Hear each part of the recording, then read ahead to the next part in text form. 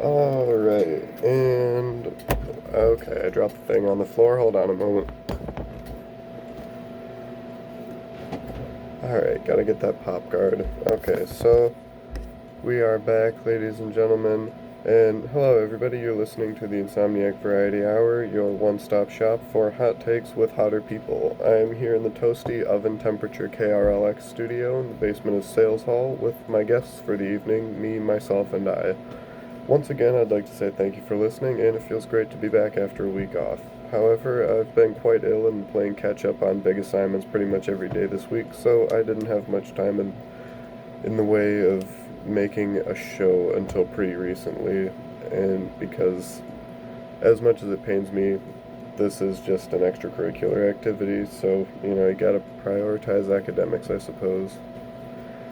And so, honestly, I'm writing this thing as I go, so try not to be too upset if it is a bit bare bones. And so, I would like to start tonight. Okay, I gotta get a bit closer to the mic, so here we go. And we'll even raise the sensitivity a bit. How do you like that? Okay, so this week, oh yeah, so I don't know if I have any consistent long-time listeners who are keeping up with the various manga arcs on the show, but in my first broadcast, I was goofing around, talking about the Australia fires and how Kylie Jenner got bullied so hard for posting mink slippers on her Instagram story that she donated $1 million to fight the fires. And I mentioned that perhaps bullying is the way we're going to finally start change in a positive direction by just mercilessly attacking these rich people on social media until they start contributing their fair share to the fight on climate change.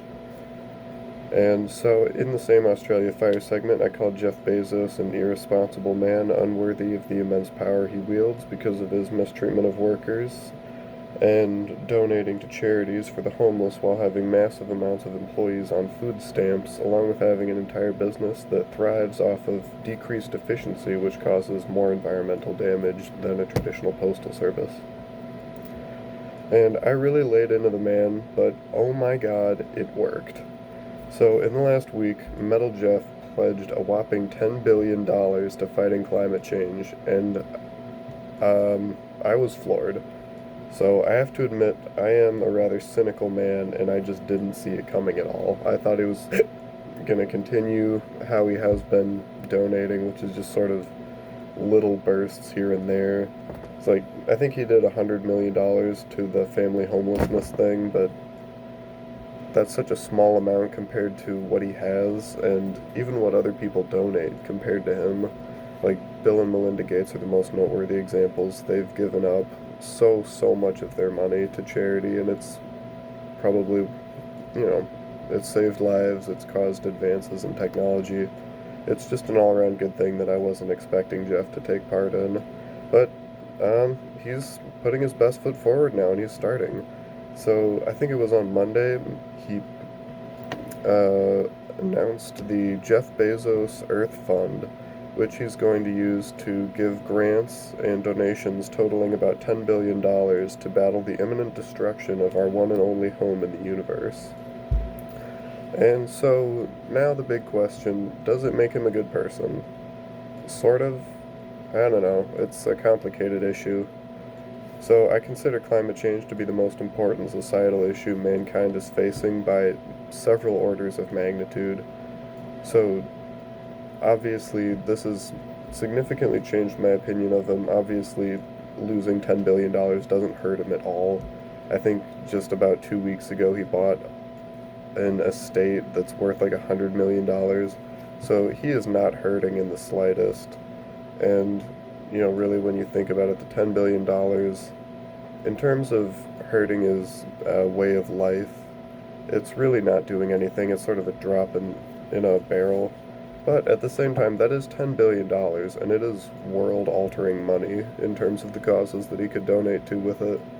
Because so much of science is just underfunded because, people want to put money towards fossil fuels and streamlining existing technology rather than working on the important stuff like electric vehicles and alternative power sources.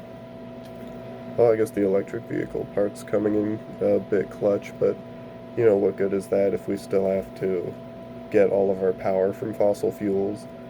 Obviously, it might be more efficient to transport electricity great distances than liquid oil, but overall, it's not a super sustainable solution unless we can power the vehicles sustainably. So, I don't know, he's doing something important there, but he did cut benefits to Whole Foods workers while raking in billions, and his Amazon warehouses aren't any kind of paradise if former workers are to be believed. And now, going off that, it also sort of came to light recently that Amazon has started several Twitter accounts that are labeled warehouse ambassadors or fulfillment center ambassadors or something along those lines. And various employees hop on them and just sort of tweet these weird, like 1984 Thought Police style, just bootlicking messages like, oh yeah, my salary is like the three bears and the oatmeal thing. It's not too much, it's not too little, it's just right. And that just sounds like robots. So there's a big conspiracy theory circulating. I'm sure the FBI is investigating it as we speak on whether these accounts are actually run by humans because it certainly doesn't seem like it. I don't know a single person on the face of the earth who says that they're making just the right amount. I think the best most people can say about their salaries is that they're not technically living in poverty. Obviously, if I was working in a warehouse doing mind-numbing work all day and they were paying me like $30 or $40 an hour, I wouldn't be saying, it's just right. I would be saying, yeah, they're paying me a lot, but, I wouldn't turn down more money. Because, that work is horrible. They have to watch boxes go by. They just look at fulfillment center screens all day. That sucks. So, it turns out that you do get compensated a bit for operating one of these FC ambassador accounts. And according to a former employee that gave an interview to TechCrunch, truly a bastion of freedom of the press, it's mostly just the bootlickers and the biggest suck-ups who get to run these accounts. I think they get a paid day off every now and then. So, Jeff Bezos, good man. Maybe he is a good guy, maybe he's just super out of touch, but actions do speak louder than words. But, of course, it is his actions that we're judging, so really they conflict with each other. It seems like he's sort of helping in one area, but he's hurting a lot of people in another area.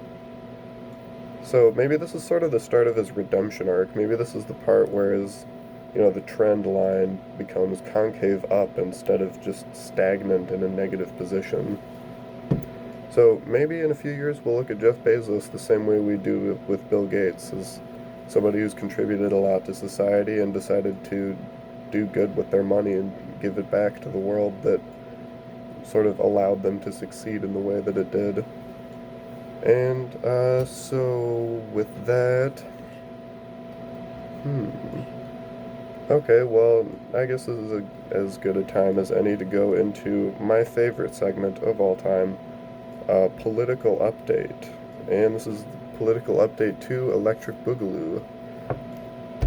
So, we've got two things here, the first of which, according to the New York Times, senior U.S. intelligence officials have warned Congress that under orders from the talking bipedal weasel man named Vladimir Putin, Russia is once again engaging in some pro-Trump antics in our elections.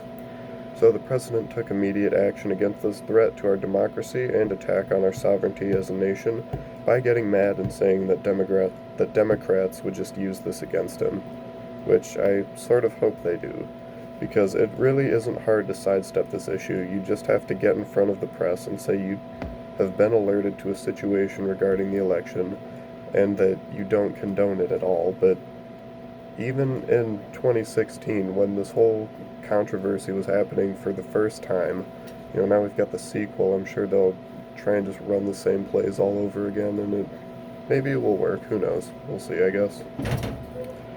He never came out strongly against it. He just denied it. It's like if O.J. Simpson never said murder was bad. He just said that he didn't do it. And so, I guess that's all I've got on that one. And so now, primary election results. Ooh, that's good stuff. We love to see it. So, on the Democratic side, 64 delegates have declared their positions, and it takes just shy of 2,000 to secure a nomination. So, surprisingly, leading the pack is Pete with 22 delegates, Bernie, the official endorsement of the Insomniac Variety Hour. He is close behind with 21, Warren's got 8, Klobuchar is 7, and Biden is 6, which I was sort of shocked by because I thought all these delegates were going to be old boomers who just wanted Biden to go in there and sort of, I don't know, be the centrist type individual that Republicans could tolerate for a few years and Democrats would tolerate for a few years. Then after that, the bar fights would start again, I guess. But Andrew Yang and the rest of the pack are trailing not too far behind, holding a steady count of 0. But where things are really heating up are the Republican primaries, and on their end of the spectrum, it takes a little over 1,200 to secure the elephant's nomination, and currently 62 are reporting. And an unexpected possible champion has come in the form of Bill Weld, a name I learned less than 10 minutes ago. This madman is standing up to the current president by greedily nabbing up a single delegate, and the Donald is scared. With only the remaining 61 delegates on his side, Trump has to rethink his whole 2020 campaign, which from my understanding started just after he set foot in the White House a few Januaries ago. So, Bill Weld seems like a human, a non-Trump individual of sorts. I don't know, maybe he's one of those Republicans with morals. I suppose we'll see. And with that, Okay, and hey everybody, welcome back to the Insomniac Variety Hour. My name's Connor Flynn, and you're listening to me, I guess. Okay, so this is going to be my last little talking segment for the show. I've got about 17 and a half minutes before the next lad comes on there, and I'd like to give a quick shout out to him, Mr. Fairchild. You should listen to his show. He covered for me last week when I was out of town for a family event, meaning he was on air for 3 straight hours, and when you do that, you're not allowed to leave the studio, so that's truly king energy. Thank you, Mr. Fairchild. You did God's work. Or maybe that's, oh shoot, did I call myself God? Whatever. Okay, so now I want to talk about Bill Weld, because he's running against Trump, and I'd never heard of him until earlier today, and by that I mean half an hour ago. And so, he is obviously a Republican, the former governor of Massachusetts, and he secured an endorsement from the Republican governor of Vermont, and, as I said earlier, a single Republican primary delegate. So, according to his own campaign website, Governor Weld was ranked the most fiscally conservative governor in the country by the Cato Institute, which I believe is a conservative research fund of some sort, and the Wall Street Journal. And I like him a lot. So, he's been a proponent of LGBT rights for a long time, in his own words. And I'd just like to read a few quotes from his campaign website that I liked. So, first we've got one that's more subjective. In the past, Bill Weld has routinely held individuals who abuse or neglect public trust to account, and as he surveys the chaos and corruption of political circles in Washington, D.C. today, and the paralyzing gridlock on Capitol Hill, he is, quite frankly, appalled. So, that's one of the first things you read on his website, which I have to admit is well done. I like it. It's no Clinton 2016, but it's pretty darn good. Sorry about that. Can't swear on the air, I suppose. So, he's doing what every political candidate ever has tried to do until, I guess, 2016, when they just decided to butt heads like rams. And, saying that he'll work with the opposition and, kind of the empty promises we're used to seeing. But then it all changed when he said he doesn't like civil asset forfeiture being applied to everyday normal citizen. And I instantly got on this man's side because it is just straight up theft. So if a cop asks if you have a large amount of cash or anything like that in your vehicle during a traffic stop, just lie to them because they'll nab it and just assume you were going to use it to pay for drugs and just take your money faster than the IRS would. And with them, you have even a smaller chance of getting a refund because you have to prove that you weren't going to buy drugs with the money instead of making them prove that you were. So they'll just take your money and just buy stuff with it that is your money that, I guess you would have paid in taxes, but they can just kind of take your stuff and, it's theft.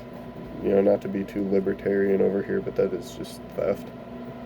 So, as I continued reading, I kept finding things that you would expect to hear from, like, a Democrat or someone who actually knows things, so not your typical Republican at all. Like your Rand Pauls and Ted Cruz's and Donalds and whatnot.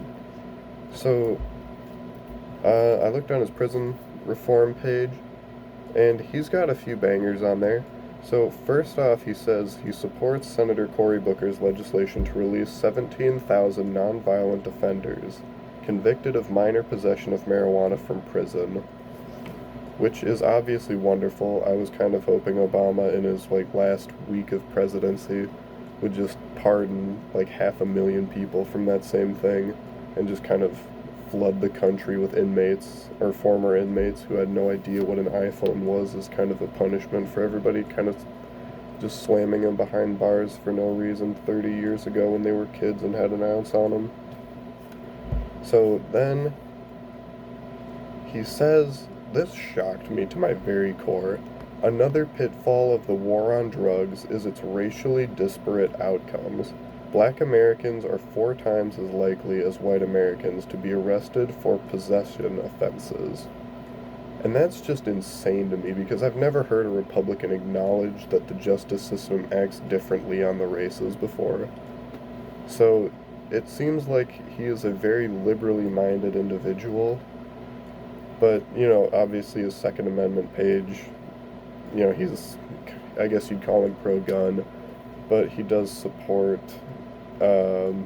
making access to forms to file concern for people, like if a coworker thinks one of their, frequent customers or maybe somebody they work with is acting suspiciously, they should be able to file something and, get them checked out and all that. And he takes more of a basic stance on the gun issues. It's basically, we have to balance protecting the lives of American people with individual liberties, which, I can stand.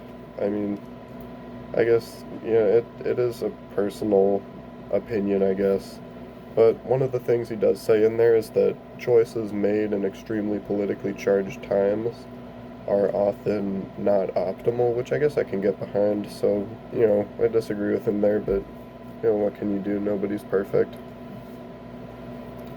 And then I got to his page on immigration, and that shocked me too, because in 2016, I was doing a lot of reading on illegal immigration because I just considered it sort of a non-issue. I didn't understand why people cared if people were coming across borders, because, they're just people. They want to, just work for their families. What's so bad about that? And so when I was researching that to kind of form an opinion on it, I came across a letter that a ton of economists wrote to, I think it was one of the Bushes, when they were going to try and, I guess, minimize the amount of people coming across the border with whatever policy they were going to try. And so, essentially, this letter was from, 200 economists, and the thesis statement of it was, you can't do that because the agricultural economy will absolutely crumble without migrant work. Whether that's... I think the thesis was that illegal immigration is a huge driver of the American economy in terms of agriculture. And so, in his mission statement here, it says, any state governor will tell you that agricultural and construction industries in the U.S. need policies Okay, wait. What is that? Okay, yeah, need a migrant workforce. The work simply cannot be done without one. We need more work visas, not fewer. So, this guy, he is kind of a dream in terms of republicanism. He's supporting the individual liberties, Second Amendment, and more importantly, at least to me, civil asset forfeiture, which is total bullcrap. And finally, the absolute, I guess, nail in the coffin, but whatever the opposite of that expression is. We've got his page on climate change where he says, climate change presents an existential threat to our planet, and so must go to the top of the list for concerted action by the nations of the world. Now, I didn't mean to get you guys too excited, at home, but that is the most attractive sentence in the English language.